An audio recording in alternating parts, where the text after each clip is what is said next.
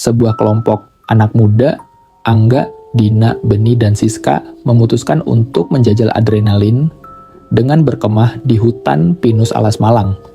Hutan ini terkenal akan keindahannya, namun juga menyimpan misteri dan cerita rakyat yang menyeramkan tentang kuntilanak penunggu hutan. Ah, masa sih ada kuntilanak? Itu mah cuman cerita orang-orang tua, ujar Angga sambil menyalakan api unggun. Mungkin saja, tapi nggak ada salahnya kita hati-hati, timpal Dina. Malam semakin larut, suasana hutan menjadi semakin mencekam. Angin berhembus kencang, menggoyang-goyangkan pepohonan pinus, hingga menimbulkan suara menyeramkan.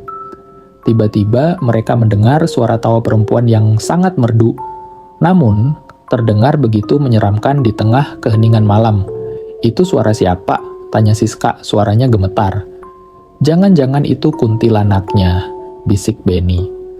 Keesokan harinya, mereka menemukan jejak-jejak aneh di sekitar tenda. Ada bekas cakaran di batang pohon, dan beberapa helai rambut panjang berwarna hitam terlilit di ranting-ranting pohon. Mereka semakin yakin bahwa mereka tidak sendirian di hutan ini. Malam berikutnya, teror semakin menjadi-jadi. Salah satu dari mereka, Dina, terbangun karena merasa ada yang menarik kakinya. Ketika ia membuka mata, ia melihat sosok perempuan berambut panjang dengan wajah pucat pasi berdiri di samping tendanya. Sosok itu tertawa terbahak-bahak sebelum menghilang dalam kegelapan. Ketakutan melanda mereka. Mereka memutuskan untuk meninggalkan hutan itu secepatnya.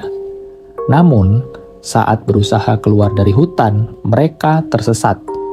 Jalan setapak yang tadi mereka lalui kini sudah tidak terlihat. Mereka berjalan semakin jauh ke dalam hutan, tanpa tahu arah yang benar. Tiba-tiba mereka mendengar suara gamelan yang samar-samar. Suara itu semakin jelas saat mereka mendekati sumber suara. Mereka menemukan sebuah pohon besar yang dihiasi kain putih. Di bawah pohon itu terdapat sesajen yang masih utuh. "Ini pasti tempat ritual kuntilanak," ucap Angga dengan suara gemetar. Saat mereka hendak berbalik, sosok kuntilanak itu muncul kembali. Kali ini sosoknya lebih jelas dan menyeramkan. Mata merahnya menyala dalam kegelapan, rambutnya terurai panjang, dan tubuhnya mengeluarkan aura dingin yang menusuk tulang. Mereka berlari sekencang-kencangnya, namun kuntilanak itu terus mengejar mereka. Mereka berteriak meminta tolong, namun tidak ada yang mendengar. Akhirnya, mereka sampai di sebuah tebing. Di ujung tebing, mereka melihat cahaya remang-remang dari sebuah desa. Dengan putus asa, mereka melompat dari tebing.